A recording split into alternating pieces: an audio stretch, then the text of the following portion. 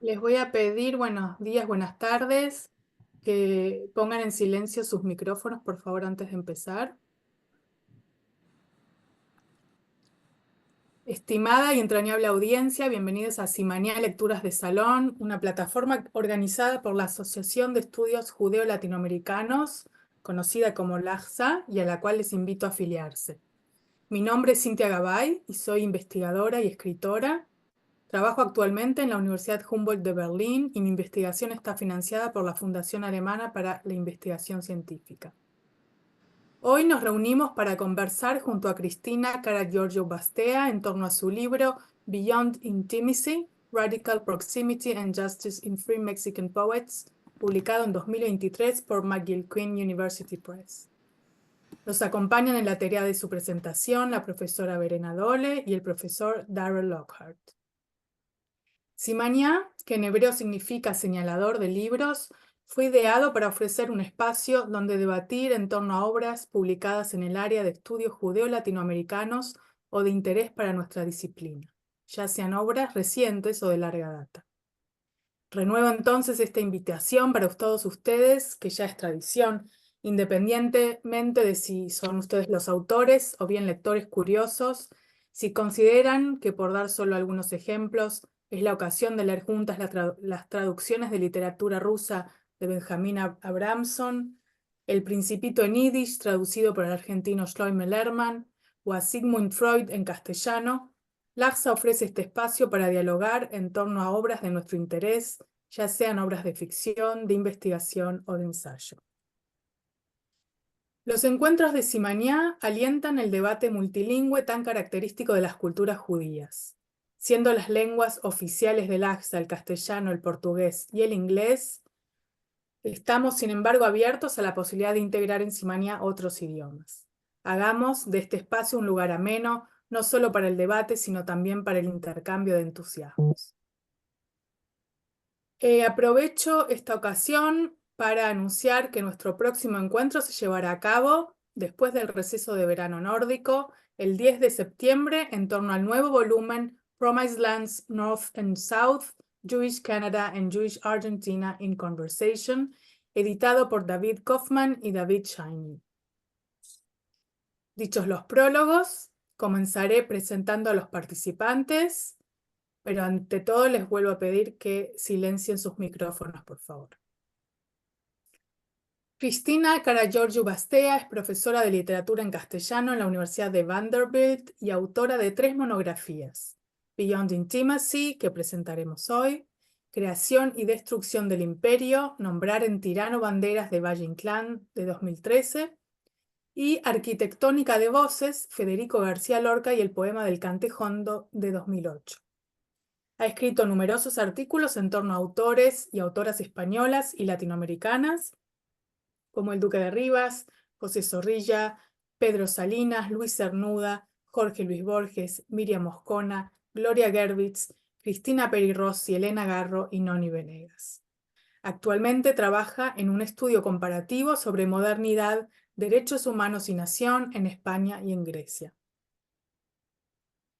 Darrell Lockhart es vicerrector de Asuntos Docentes y profesor de literatura en castellano en la Universidad de Nevada, Reno. En 2014 fue nombrado decano asociado de la Facultad de Artes Liberales de la misma universidad y hasta hace un año fue copresidente de la Asociación Latinoamericana de Estudios Judíos, nuestra LAJSA. También es profesor de español y anteriormente ocupó la Cátedra de Lenguas y Literaturas del Mundo. Obtuvo su doctorado en la Universidad Estatal de Arizona en 1995, con especialización en literatura latinoamericana contemporánea y estudios judíos. Su investigación se centra principalmente en la literatura y producción cultural judía latinoamericana y cuenta con numerosas publicaciones en este campo. También ha publicado estudios de literatura policial y ciencia ficción. Además, Darrell es un traductor literario consumado. Su traducción al inglés de la novela Hija del Silencio, de la autora argentina Manuela Fingeret, fue elegida por World Literature Today como una de las mejores traducciones de 2012. Ha editado Critical Approaches to Jewish Mexican Literature en 2013 y el mismo año el Diccionario de Escritores Judeo-Latinoamericanos.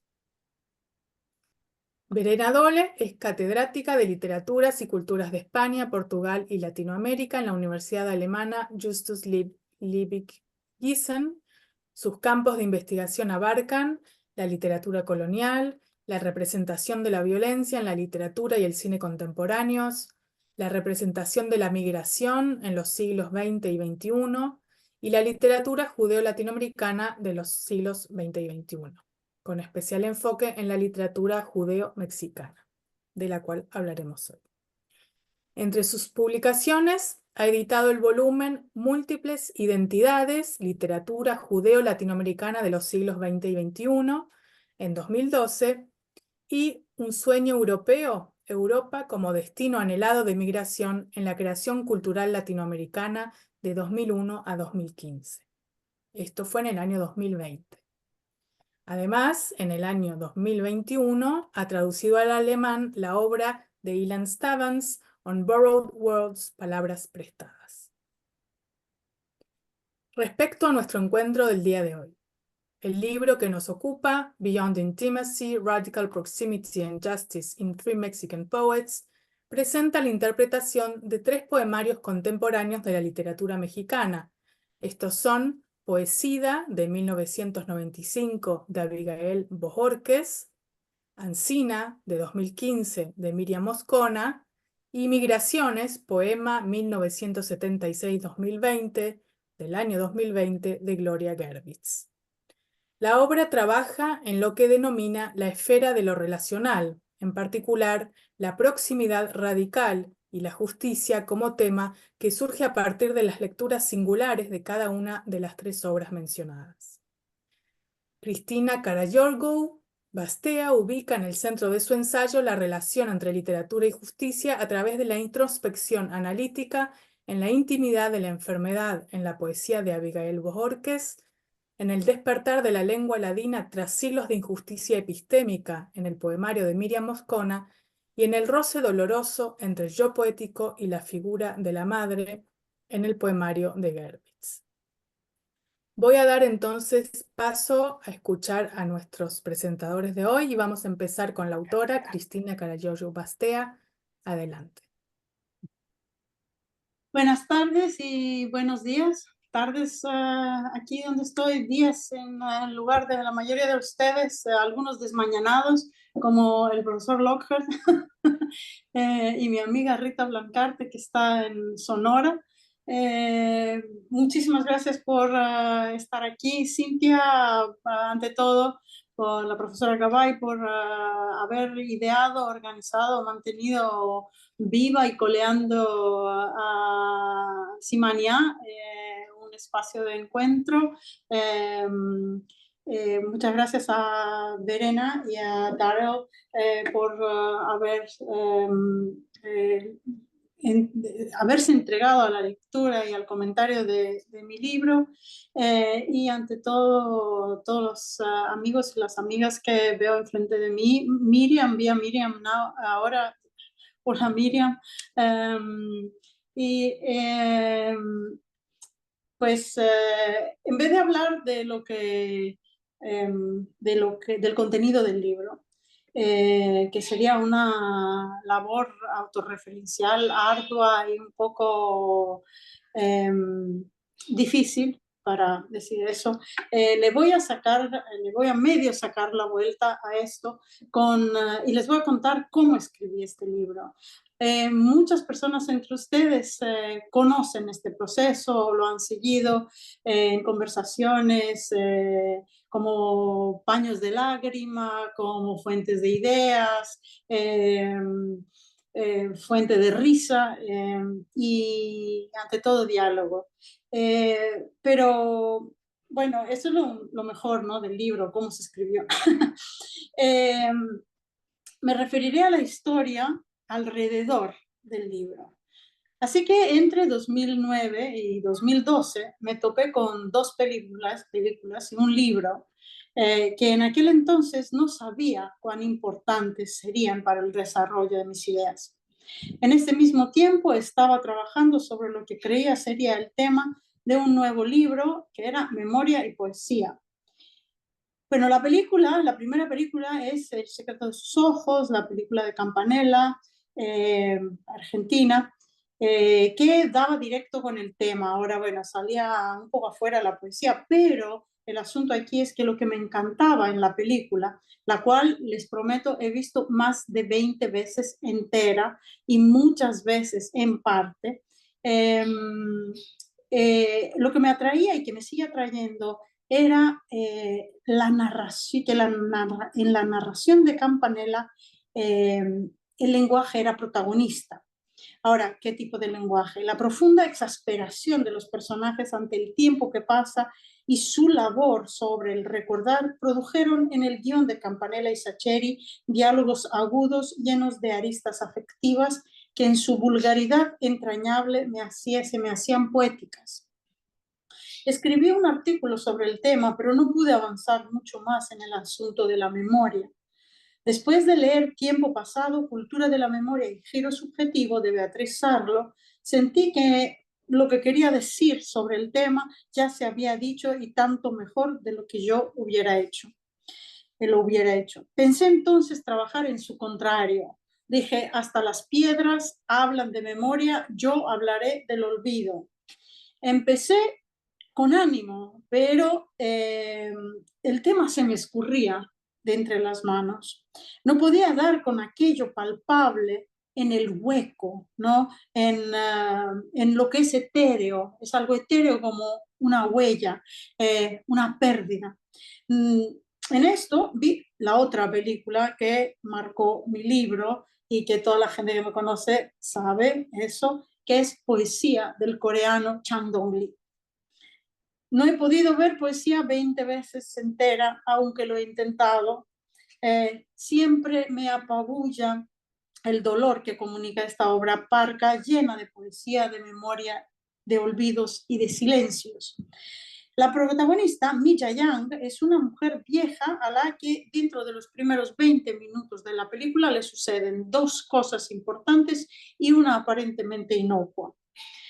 Las dos cosas importantes enmarcan la cosa inocua y son, se le diagnostica incipiente Alzheimer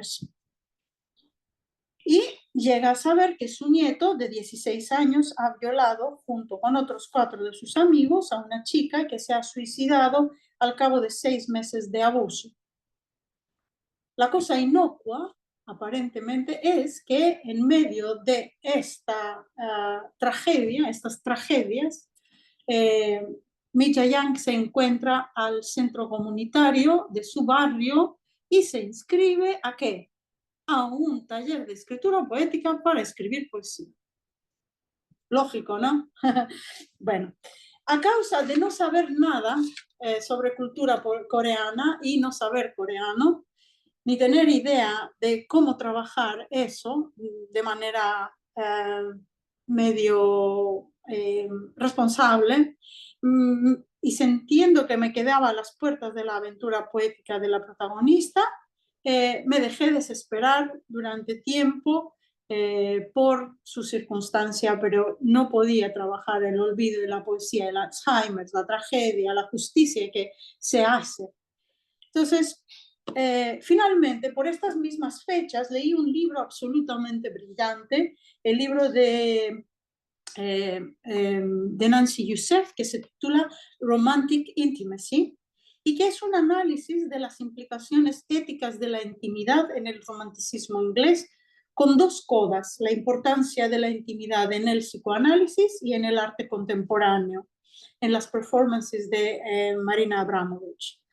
La combinación de estas tres experiencias intelectuales y estéticas, el libro de Youssef no es menos poético que El secreto de sus ojos y poesía, me llevaron a la investigación que sostiene mi libro, donde intenté encontrar mi camino entre las lecciones que me brindaban Campanella, Lee y Youssef, cada uno y una a su manera y por razones distintas, pero que convergían en un punto central. Y el punto central es la justicia como meta de la relación íntima que el lenguaje crea entre los seres humanos. Entonces, este era el punto central que la justicia podría ser la meta de la relación íntima que el lenguaje crea entre los seres humanos.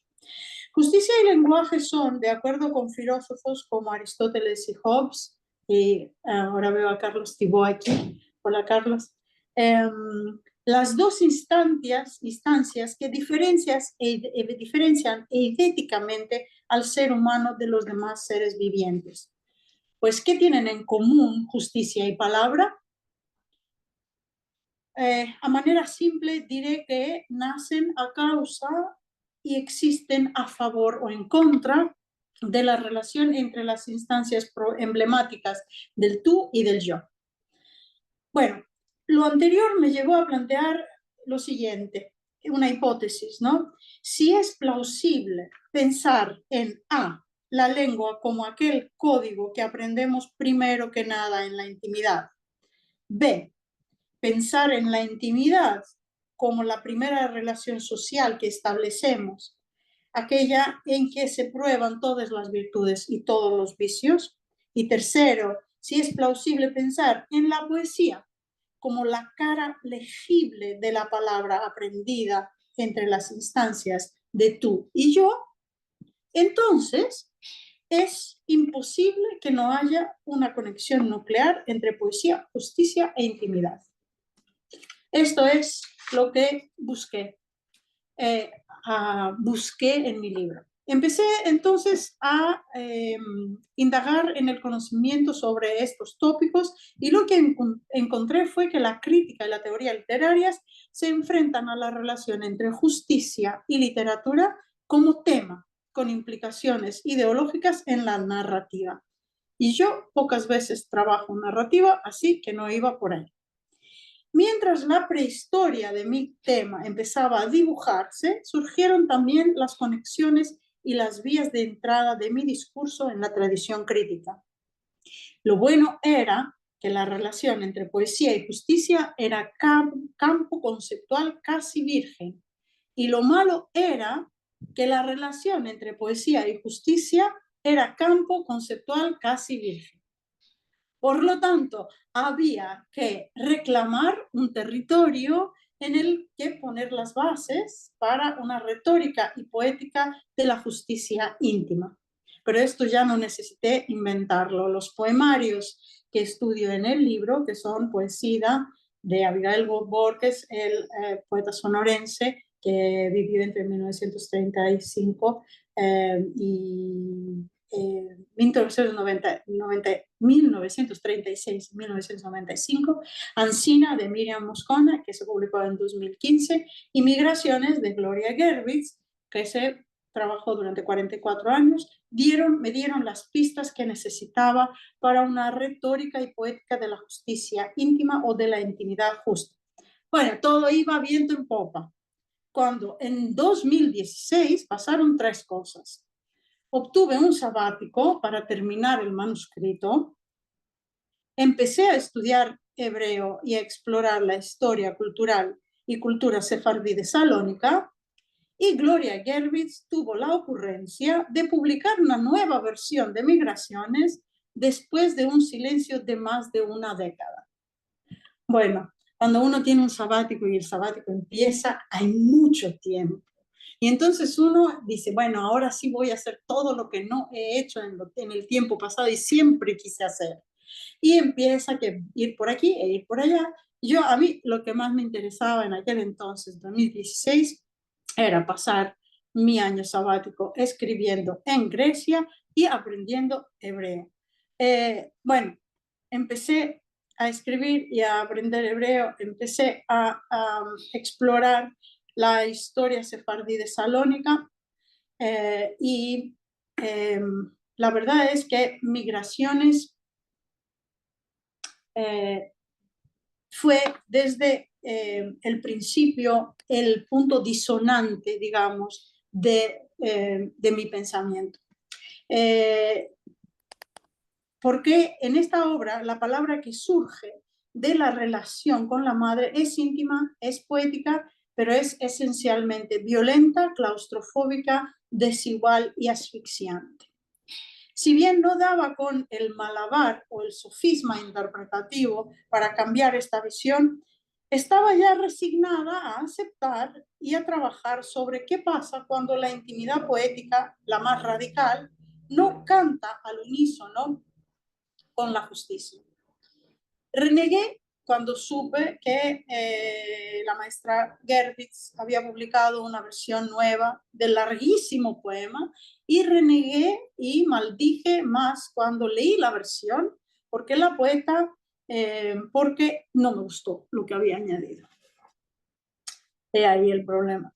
La extensa escena del tianguis mexicano, que se me hizo muy folclórica, y el discurso amoroso que la enmarcaba distaba muchísimo de conmoverme después de la profunda tragedia del amor entre la madre y la hija. Pues nada, me resigné a estudiar la obra de nuevo desde el principio. Pues fue la enseñanza de migraciones 2016-2020 que revolucionó mi pensamiento sobre la intimidad, haciendo nacer el concepto de proximidad radical. En la última Gerbitz, en la última migración, la relación poética entre la madre y la hija adquiere un matiz de insoslayable inclusión social e histórica. En los planos multilingües del poema se mezclan cultura y mercado, religión y erotismo, instituciones y revoluciones.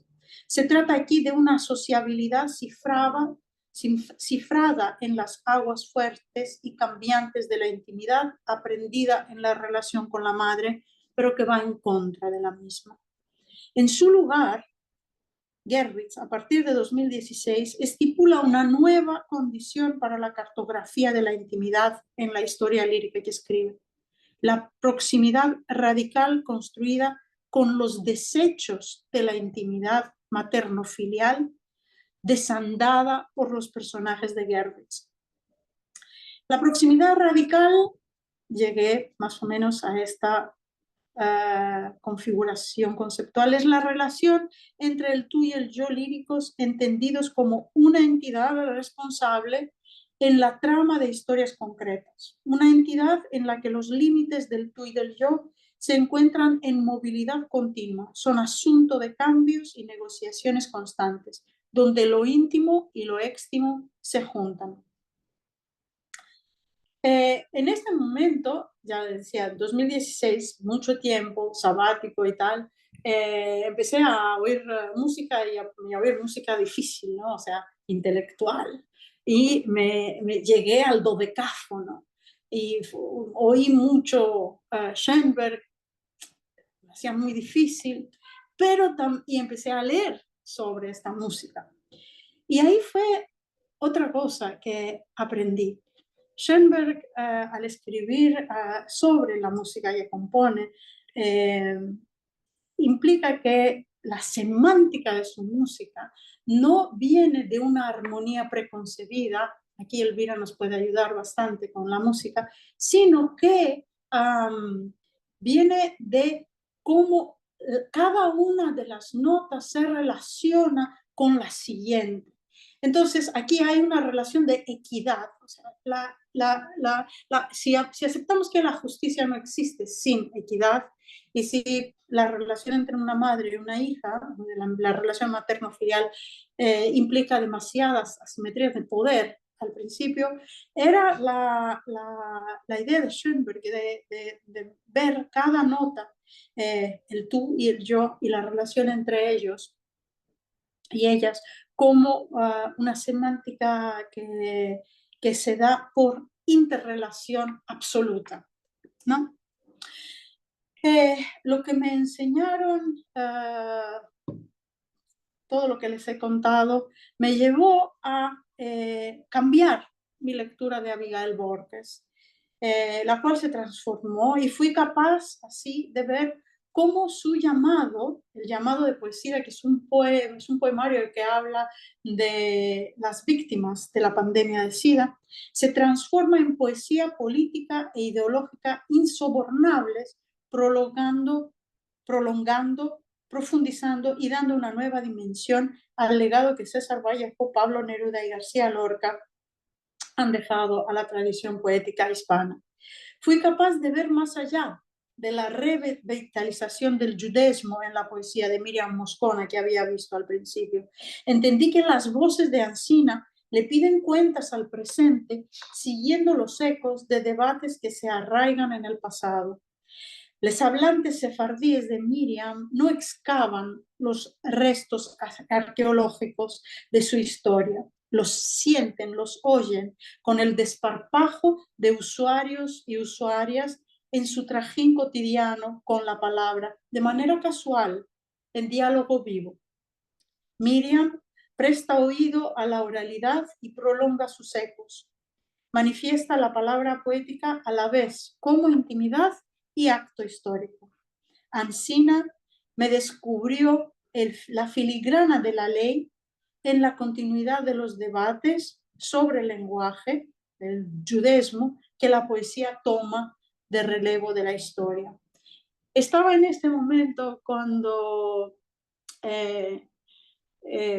la suerte me llevó a estar un semestre en la Universidad Hebrea de Jerusalén, donde el profesor Senkman, la profesora Goldberg, la profesora Rufain y David Punis me enseñaron tanto sobre el judaísmo, tanto que no sabía antes, de lo cual no tenía ninguna idea. Todo eso me llevó a mi pensamiento original de 2009 a 2012, de 2012 a 2016, a un espacio que yo no había previsto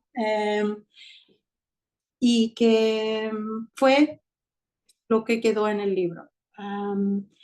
Eso es lo que quería decir sobre el libro. El resto ya es historia. Muchas gracias, Cristina. Vamos a pasar a Verena Dole, por favor. Gracias, Cintia. Buenos días, buenas tardes. Hablo desde Berlín y quisiera decir que es un sumo placer para mí estar con ustedes de este modo virtual y gracias por la organización, Cintia, y gracias por la invitación, Cristina, de hablar sobre tu libro. Bueno, Cristina, como uno de las mejores especialistas en cuanto a poesía mexicana y en cuanto a poesía judía y en cuanto a Hurwitz y su obra extendida, está indagando en su libro en el campo vasto y no trabajado tanto como acaba de comentar, de justicia y poesía en sentido propio, es decir, no justicia y literatura narrativa, sino justicia y poesía. Vamos a hablar de eso después, pienso. Cuando leí el título de su libro por primera vez, ya me llamó la atención y pensé inmediatamente en obras poéticas ubicadas, por así decirlo, en el contexto de un pasado violento, traumático y que tienen que ver con lidiar con el pasado o superarlo, o en alemán lo que sería Vergangenheitsbewältigung.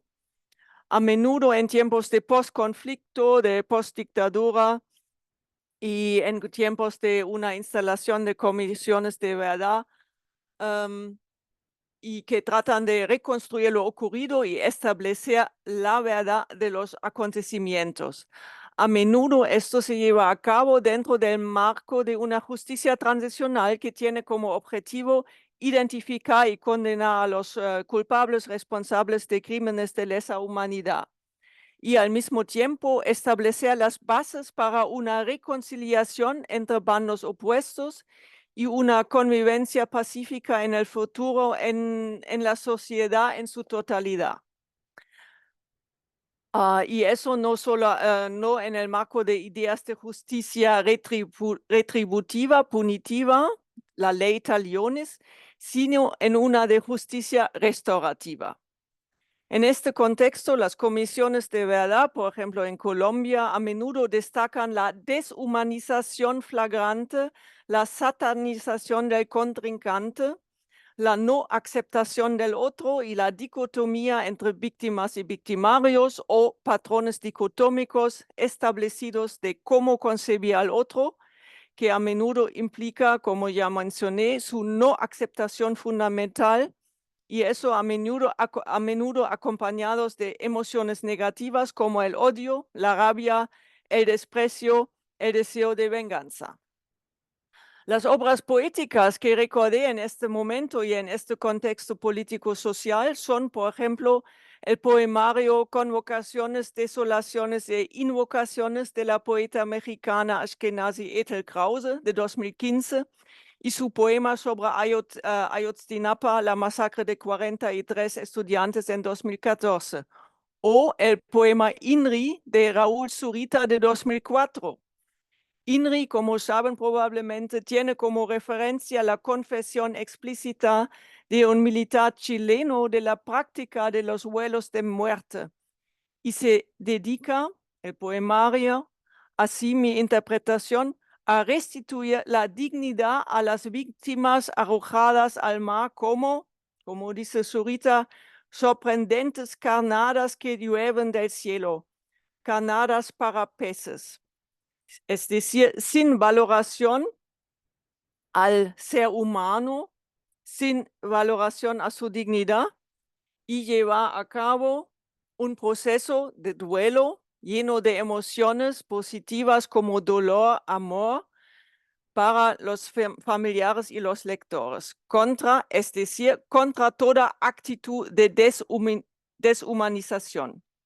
Y cuanto más avanzaba en la lectura del libro fascinante de Cristina, me di cuenta de que ella trata esta temática del tejido social, de la aceptación o no del otro, y ella va en su libro al grano, a la base de lo que significa la vida social, lo que significan las relaciones humanas en la esfera de la intimidad, afirmando como tesis principal que, cito, la intimidad no puede existir sin práctica ética. Eso es mi traducción de tu libro en inglés.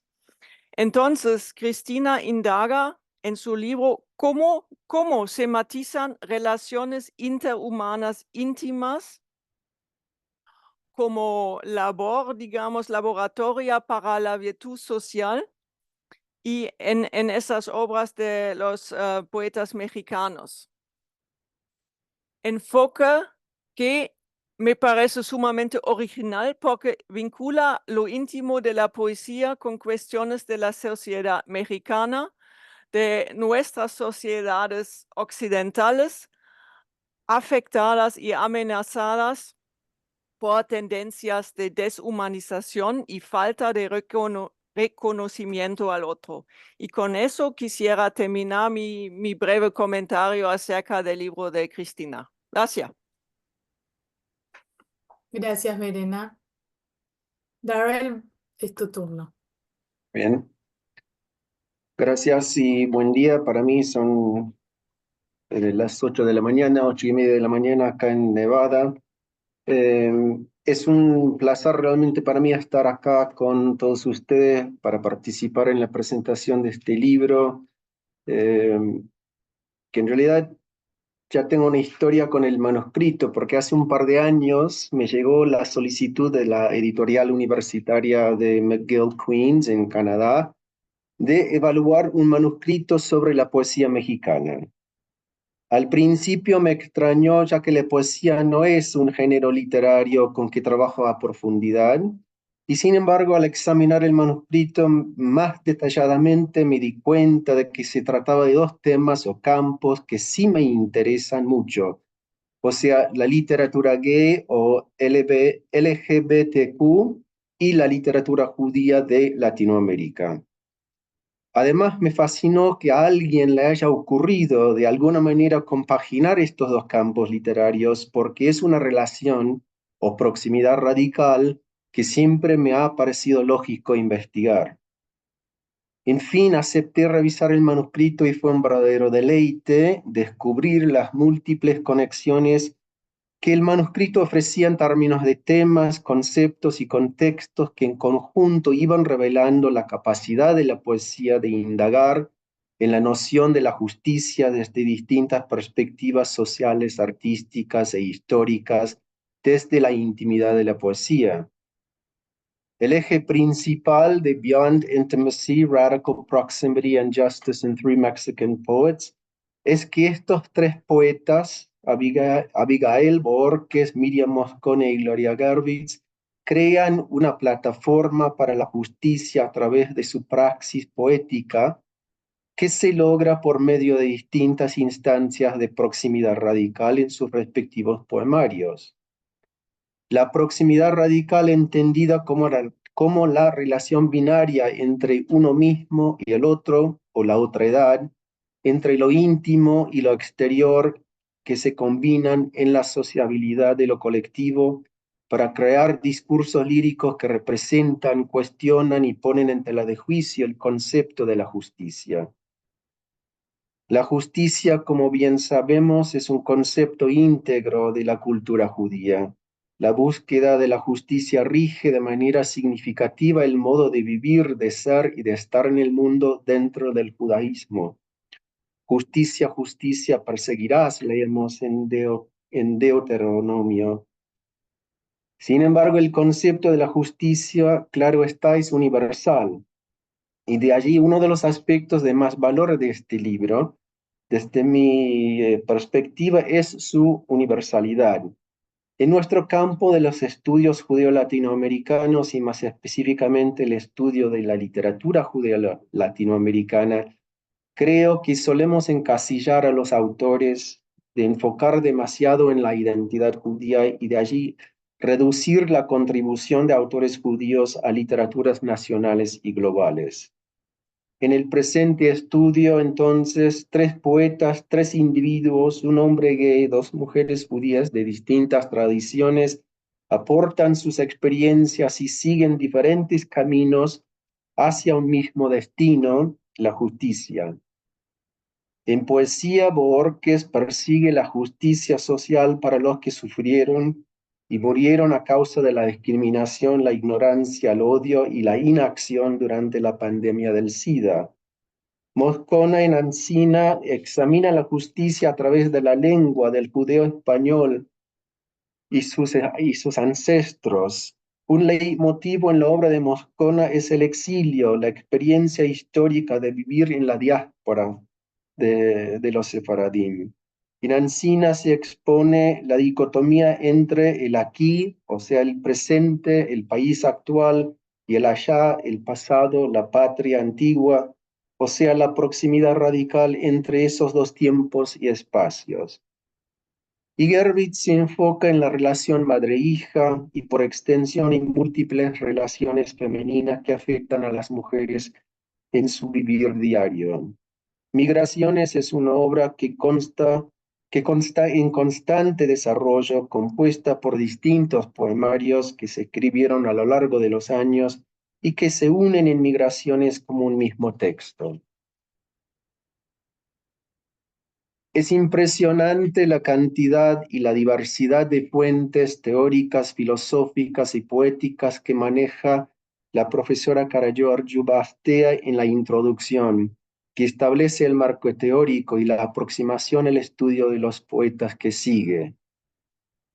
Un aspecto, esto para terminar y tal vez para empezar una conversación con la autora, que un aspecto que me llamó la atención a mí como lector es la aparente falta de unir o juntar los poetas estudiados desde la perspectiva de la mexicanidad o la identidad mexicana.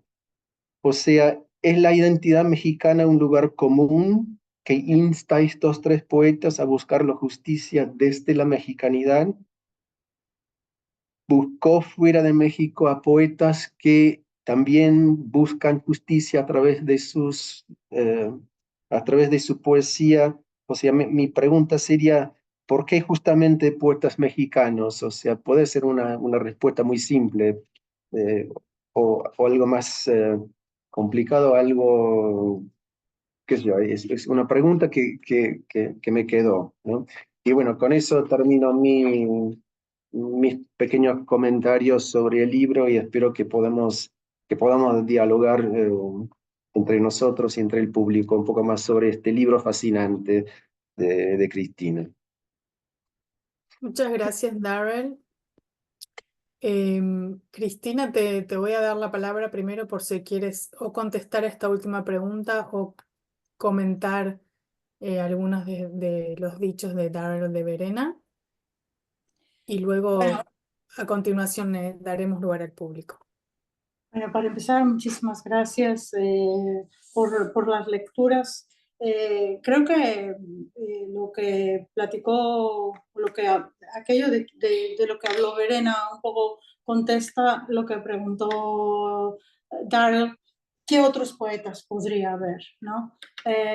Ha- Hay infinidad de poetas. Yo siento que el gran ausente de mi libro es César Vallejo, ¿no?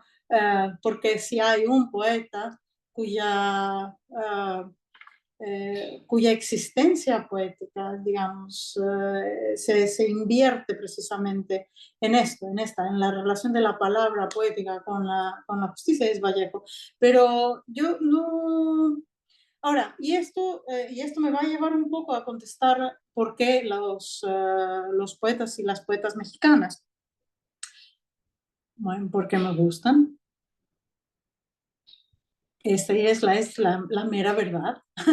Pero porque también yo sentí, y claro, no, nunca lo pensé como identidad mexicana, aunque debí haberlo pensado porque Gerwitz en realidad el gran brinco que me ayudó a dar fue precisamente por relacionar lo íntimo con lo mexicano.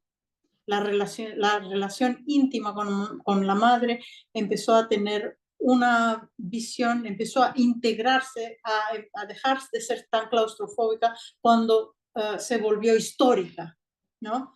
¿Quién era esa madre dentro de México? ¿Quién es la nana dentro de México? ¿Cómo es la cultura mexicana? ¿Cómo enmarca la relación de una madre y una hija? No lo pensé, la verdad, no, y quizás es algo que podría ser en otro momento. No, la poesía de Miriam y la poesía de Gerwitz siempre yo las vi como poesías judías. Eso es lo que me interesaba más, ¿no? Lo que me llamaba más la atención, lo que no conocía y aquello que quería aprender, aquello de lo que quería aprender. Eh, lo, de, lo de Abigail es una deuda muy vieja que tengo con el lugar de donde Abigail es, con Sonora. Un espacio que me ha ayudado a crecer intelectualmente de manera enorme. O sea, no mi crecimiento que sea enorme, que me ayudó enormemente a crecer. Entonces, y es un poeta que no se conoce mucho, en el que la protesta, digamos, el discurso sobre la justicia eh, se relaciona enormemente con el lamento, con, la, con el dolor. Eh, y en verdad no sé cómo contestar la pregunta de por qué estos poetas y no otros y cuáles serían. Tengo muchos poetas que podrían entrar en esta eh, eh, preocupación, ¿no? De unir la poesía con la justicia. Lo que me importaba más, la parte teórica fue más que nada mi conocer lo que otra gente dijo. Los poetas mexicanos me hicieron tener una voz propia sobre el asunto y eh, eso es lo que mi deuda con él y con ellas ha sido, ¿no? Encontrar una respuesta a la pregunta base de mi investigación. Eso es más o menos. Gracias. Voy a aprovechar también para hacerte una pregunta muy contemporánea. O sea, ¿cómo sientes o cómo ves que es el lugar de la crítica de poesía hoy en día? Porque estás tocando textos muy contemporáneos. ¿Qué le pasa hoy a la poesía en México, ¿no? ¿Por qué medios circula? ¿Cómo circula? ¿Cuánto se conoce a los poetas? ¿Dónde se ubican? ¿Y qué hace? em, ¿Cómo se refleja esto, digamos, en el crítico de poesía?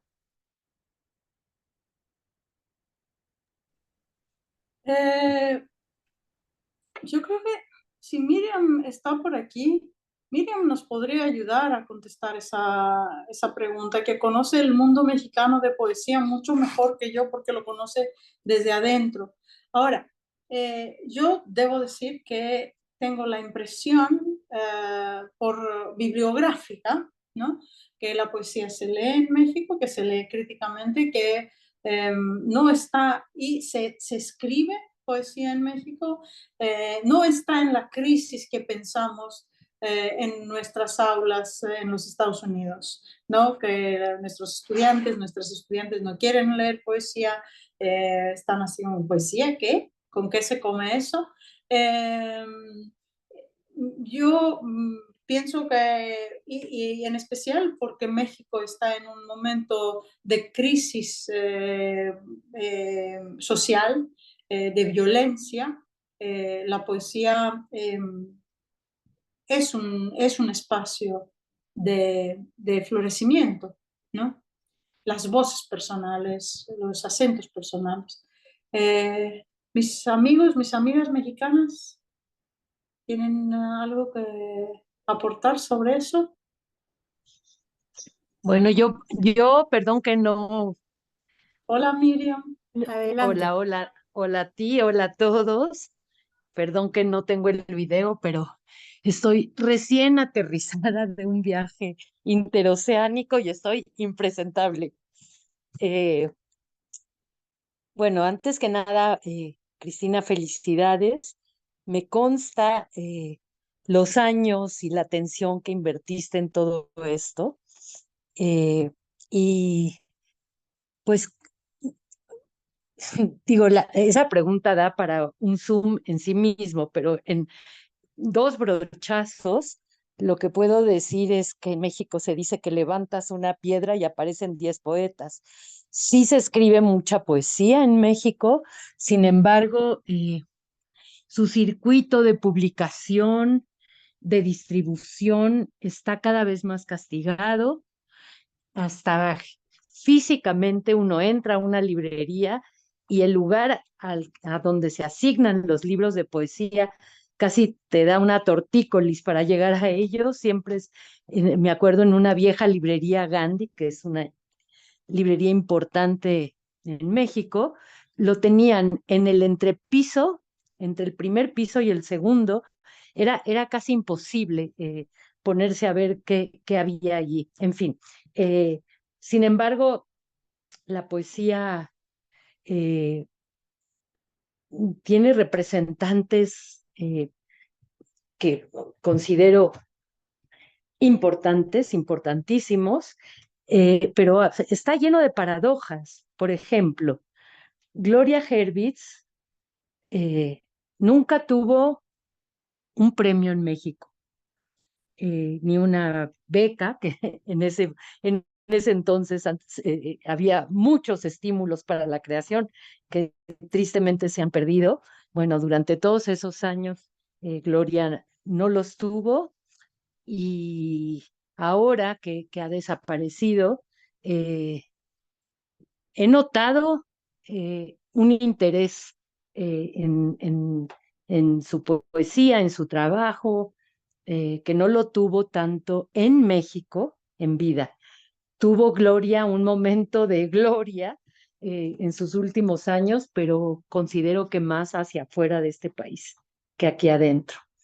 Eh, Abigail Bojorquez es un poetazo eh, poco conocido. Yo siempre digo, y esas son las paradojas de las que hablo, ¿no?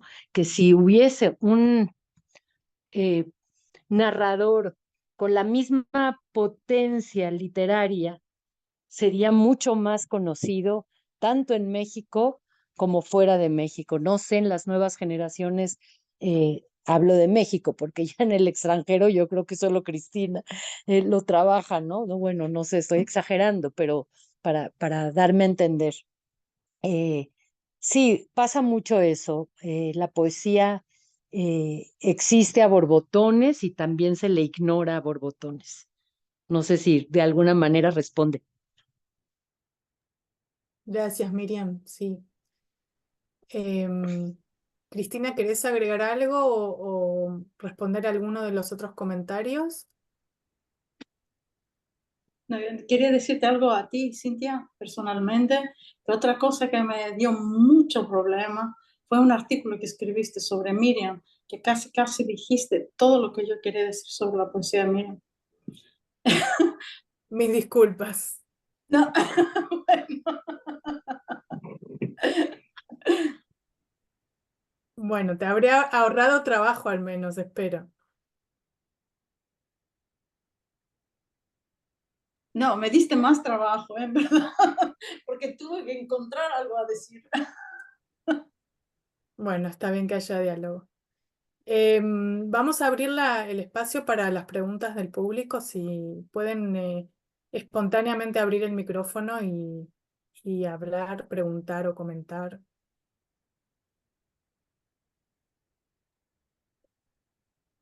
Hola, ¿qué tal, Cristina? Todos.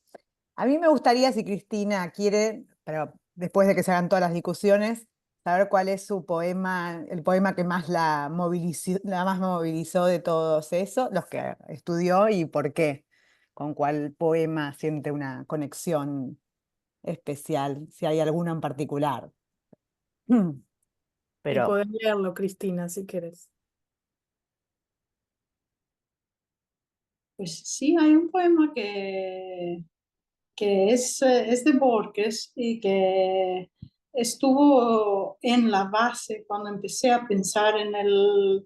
esperen un segundo, voy a intentar encontrar este poema que es muy breve,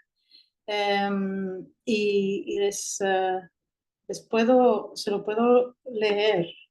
Em, espera un segundo, poesía. Aquí está. Es un poemita minúsculo que que se titula Poesía y dice, estáis muertos, pero en verdad estáis muertos, promiscuos homosexuales, muertos siempre de vida, dice Vallejo, el César. Este poema, por su relación con César Vallejo, creó un puente entre... este poema se refiere a un poema de Trilce, que trabaja precisamente eso, ¿no? Que hay personas que son vidas de las que el mundo se dispone y desecha, y son desechables. Eh, y que estas vidas están siempre, o sea, estas personas están siempre muertas, pero no se puede morir sin estar vivo antes. Entonces, el problema de la muerte social, ¿sí? ¿Quién es aquella que no nos duele que nos desechemos de ella y de él? También lo político está en la palabra César, en cuanto a que alude a un tipo de régimen premoderno, un régimen del tiempo, de tiempos imperiales romanos, en donde se puede buscar, o no se puede buscar una faceta política de construcción de poder en estas vidas de homosexuales. Borges habla de homosexuales, pero en general de estas vidas a las que no les damos ninguna importancia y pensamos que son carne de cañón de alguna manera. Este fue uno de los poemas que movilizó la máquina del pensamiento sobre justicia y poesía en mí. Gracias, Cari. Hola, Sí, buenos perdón. días. Sí, va, anda, Alma. Cristina, qué Sí. gusto oírte, verte, saber de este libro. Yo quisiera un poco contestar a lo que preguntaban hace un momento y Cristina hablaba sobre lo que puede estar pasando en este momento en México sobre, sobre la poesía y un poco también como decía Miriam, creo que es un momento en el que se está escribiendo mucha poesía. Hay muchos jóvenes, muchísimos jóvenes, jóvenes de menos de 30 años que están escribiendo poesía y que están leyendo poesía, digamos, espontáneamente. En la universidad donde yo trabajo, la Universidad Autónoma Metropolitana de Iztapalapa, pues ellos han tomado los pasillos de la universidad y cada semana, cada jueves, uno de ellos está leyendo pues, su poesía, ¿no? Digamos un poco al margen de las autoridades, ¿no? Lo están haciendo espontáneamente. Está pasando lo mismo en la UNAM y en otras universidades. Y también se está estudiando mucho la poesía mexicana muy nueva. Hay un grupo de estudio de profesores de la UNAM, la UAM, el Colegio de México, la UACM, la Universidad Autónoma de la Ciudad de México, que es un grupo de estudio de poesía mexicana muy reciente, en el que están personas de la UAP también, de la Benemérita Universidad Autónoma de Puebla. Es decir, es un grupo de estudio y tienen un congreso un congreso me parece cada 2 años y tienen publicaciones, tienen muchas publicaciones. Entonces, creo que desde el ámbito académico hay mucho estudio en este momento de de la poesía mexicana, digamos, de la segunda mitad del siglo XX y de este momento, ¿no? Entonces, creo que pues hay un buen ímpetu ahí. Por otro lado, hay también, creo, un buen estudio de Borges, ¿sí? Sobre todo los hombres jóvenes, jóvenes menores de 40, lo están estudiando, en particular Gerardo Bustamante de la Universidad Autónoma de la Ciudad de México, ¿no? Ya tiene rato que está publicando es lo que puedo saber. Yo me dedico a los siglos de oro, pero es lo que veo y lo que intuyo, ¿no? En todo lo que está pasando en este momento en México. Hay un congreso en Puebla interesante que se llama Poesía y Poética, cada 2 años, y en el que se reúnen muchísimos estudiosos de poesía mexicana. Muchas gracias. Gracias, Alma. Sí, Alma me apoya siempre. Fue mi compañera de doctorado. Elvira. Muchísimas gracias, Cristina, y a todos los que han contribuido con sus presentaciones y sus lecturas tan profundas del texto, ¿no? De Cristina. Cristina, cuando mencionas tu proceso con migraciones de Gerbitz, evidencias esa necesidad como de aprender y desaprender, e inclusive toda la pluralidad de fuentes de inspiración, ¿no? Que van a establecer diálogos intelectuales con el cine, el dodecafonismo, evidencian esa, digamos, navegación de un conocimiento a otro, ¿no? Y la creación de espacios de traducción intercultural. Miriam decía que en el extranjero solo Cristina trabaja esto, eso de ignorar la poesía, ¿no? Entonces mi pregunta va encaminada a este proceso de traducción intercultural, también como un acto de justicia poética. ¿Por qué los poetas mexicanos y qué hay de justicia poética también en tu texto?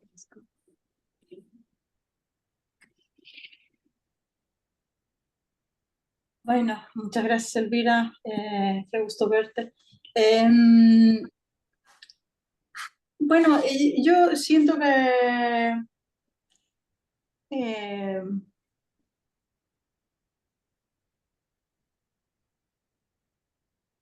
sabe que yo tengo la sensación que lo voy a llevar a lo personal y tengo la sensación que la gente vieja habla solo de cómo se acuerda de sí misma, ¿no? Así que intentaré no llevarlo a este territorio. Para mí, desde que mi estudio de la poesía va en contra de lo monológico, de lo monolingüe, de la voz única, pienso que quizás sí, que ha habido una poesía de esa índole, una poesía arraigada en la tradición nacional, pero que como cualquier discurso, la poesía se nutre de todo, de todos los sonidos, de todos los matices ideológicos, de sentido que circulan en nuestras sociedades. Entonces, cuando empecé a trabajar sobre Borges, era un poco para superar este dicho que supuestamente es de José Vasconcelos, de que aquí termina la cultura antes de entrar en Sonora, ¿no? Y empieza la carne asada. Eh, eh, cuando empecé a trabajar con las escritoras judías mexicanas, para mí era una necesidad de descubrir aquello que, en especial cuando empecé a trabajar en la literatura de Miriam, estudiar aquello que yo tenía cerca, que yo tenía al lado, pero de lo que yo no me había dado cuenta, que eran a través de Miriam los sefardíes de la comunidad de Salónica, ¿no? Los sefardíes de los Balcanes. Eso es importante entender que la poesía absorbe y vuelve a entregar múltiples voces, múltiples ecos, culturas, palabras, que es este discurso en el que la nostalgia de la palabra más aflora, pienso yo. Y por eso lo de lo multicultural, la traducción. Una cosa que es interesante en los tres libros que trabajo, en Borges hay multilingüismo, que es entre inglés y español. Es un poeta de la frontera, ¿no? Entonces el inglés está ahí. En el caso de Gerwitz, aparece el hebreo, el inglés, el arameo en ocasiones, aparece el griego, aparecen muchas lenguas en el de Gerwitz. Sí, por supuesto, el libro de Miriam está escrito casi exclusivamente en judaísmo. Por lo tanto, marcan estos poemarios un cierto sentido de extranjería que tenemos con nosotras mismas cuando hablamos la lengua del otro, otra lengua, que también tenía que ver con lo que decía Verena sobre aproximarse al otro de una manera de reconocimiento.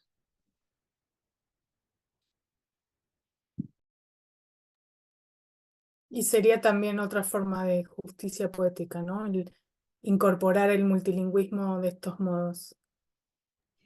Ahora, yo con la justicia poética tengo un problema.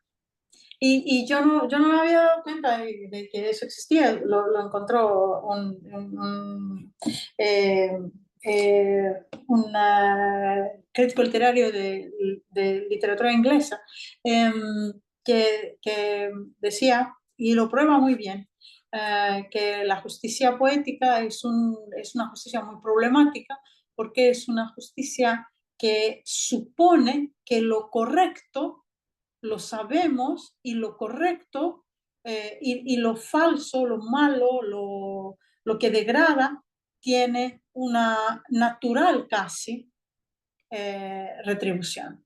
Entonces, la justicia poética es un término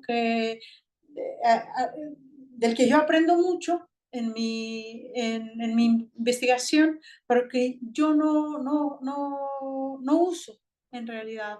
Quiero no usar. ¿Por qué? Porque quiero poner en tela de juicio todas las preconcepciones, todas las concepciones, todas las leyes eh, que, que nos llevan a plantear el problema de la justicia en nuestras sociedades.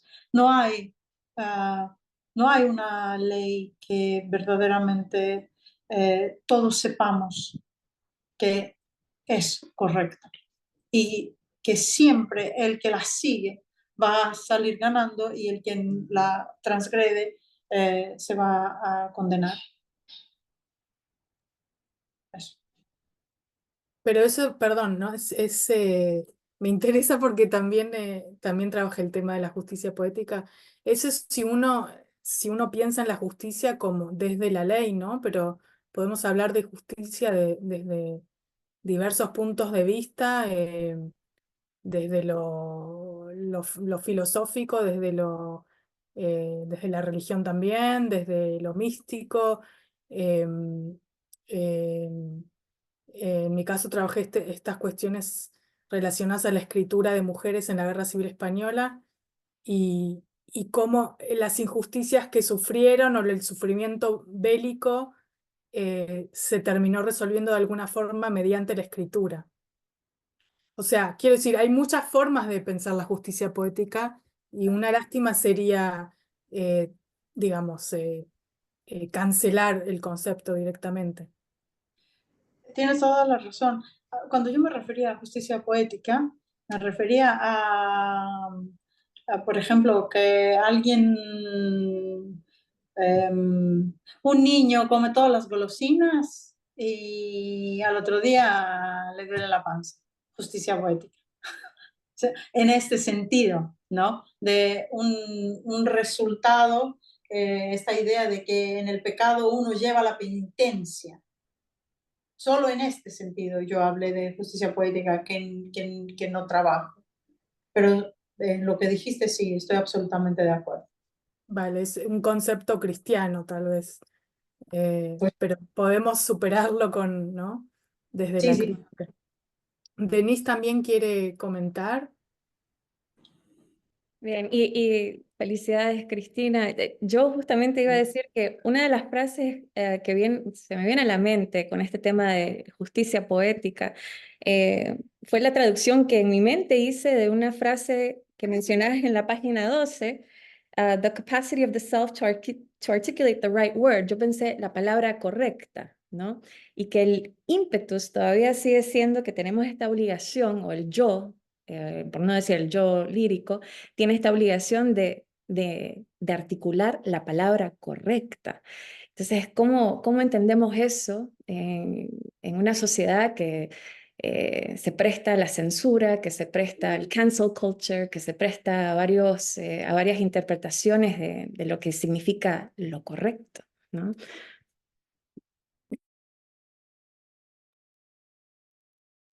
Gracias, Bueno, Denise. Sí. gracias, Denise. Yo en el libro tuve la tentación de jugar con la idea de la palabra justa, ¿sí? En el sentido de la palabra que representa justamente la realidad.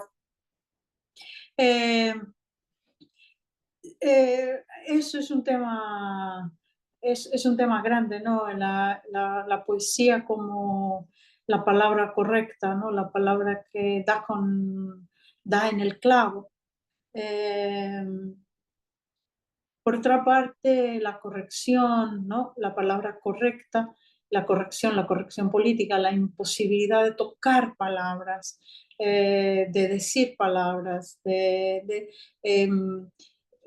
sería un tema muy interesante. Creo que no lo toqué suficientemente en el libro y tienes razón, Denise. Hay mucha tela que cortar por ahí. Gracias, Denise. Charlie.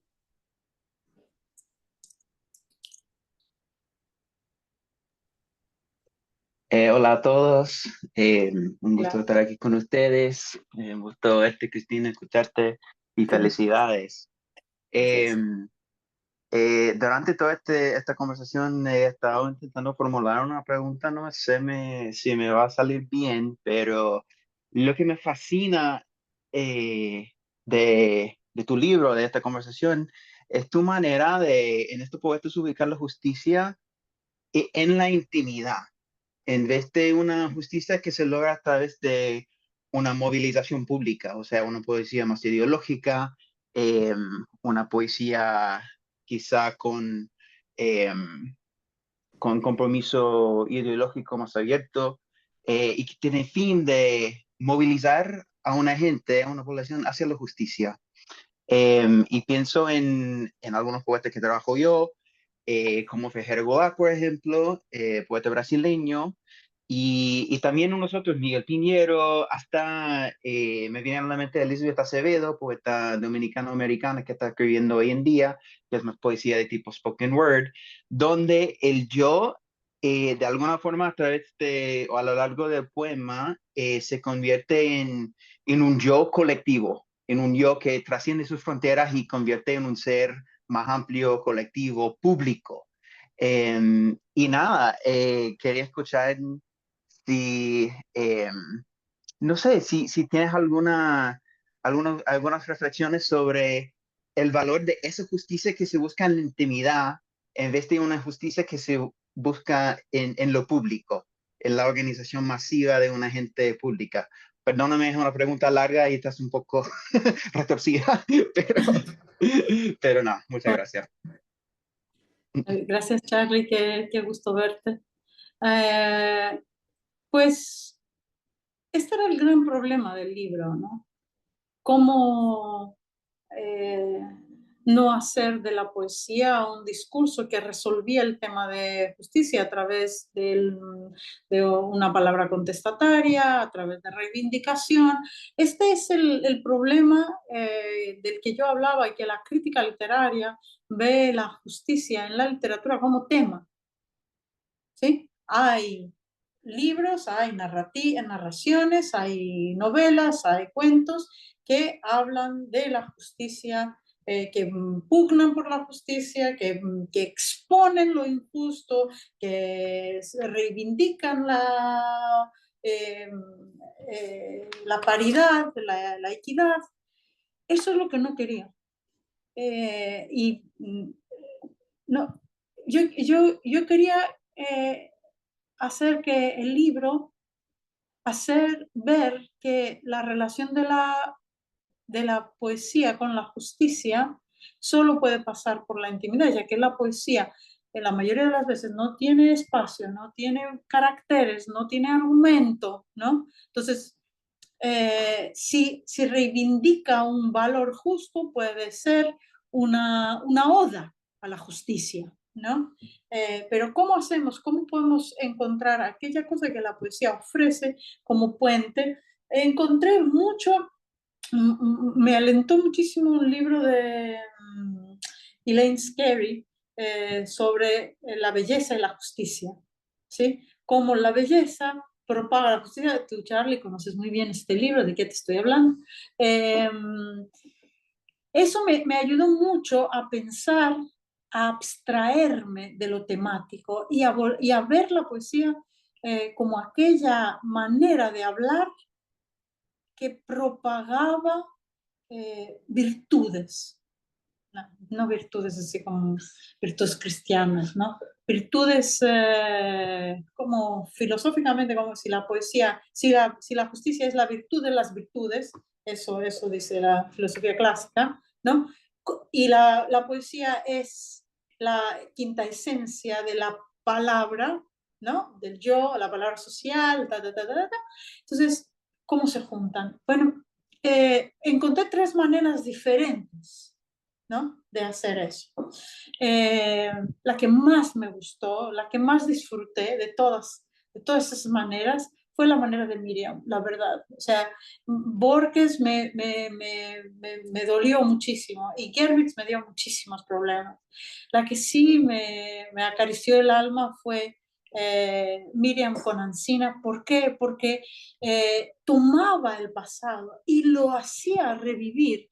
O sea, lo hacía, no era ya un pasado que sí yo me acuerdo de, sino que aquí está, aquí. Y esa es una manera, ¿no? La manera de la poesía de hacer efectivo el hablar de alguien.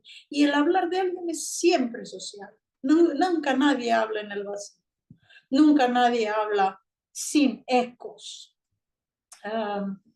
Es una conversación muy larga, esa, ¿verdad? La hemos empezado tú y yo desde hace años y la seguiremos, supongo. Gracias, Charlie. ¿Más comentarios o preguntas?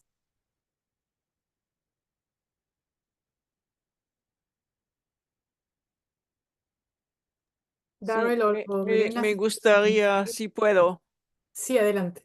Gracias, Cristina, otra vez. En cuanto a Gerwitz, que de verdad es un reto, sobre todo con su fluido y sus superposiciones, sobreposiciones de significado, de personajes, etc.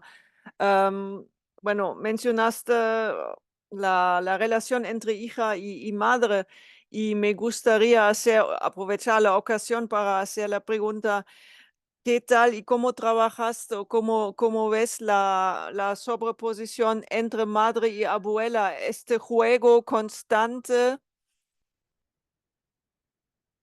disculpen el sonido aquí, es el teléfono. Este juego constante entre las yos, entre la madre, la abuela, que a veces es difícil de definir quién exactamente habla, etc. ¿Cómo lo trabajas o trabajaste en este libro? Tienes toda la razón, no es la madre y la hija. La madre y la hija son entidades que incorporan características de otras instancias que también suenan, pero eso era parte de la bondad del poema de Gerwitz para mi planteo, ¿no? Que no, o sea, en la relación de la intimidad que conocemos como materno-filial, se iban juntando tantas más relaciones. Era así como no en términos psicoanalíticos, pero era como un molde, ¿no? ¿Cómo aprendemos a hablar? Hablamos con la madre, no la madre física, ¿no? O sea, sino la función madre. Y así aprendemos también a estar con otros y con otras a través de esa relación. Entonces es un molde que es hospitalario, a la vez que es muy rígido, ¿no?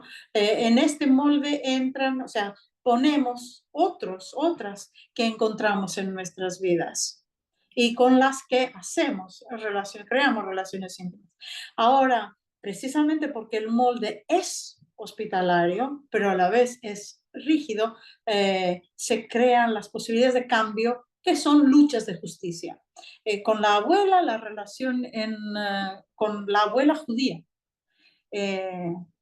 la relación en migraciones es muy linda, ¿no? Porque la abuela que habla del cine, del sueño, de la música, toca la misma sonata, prende las velas sabáticas, extiende a la eternidad la relación afectiva.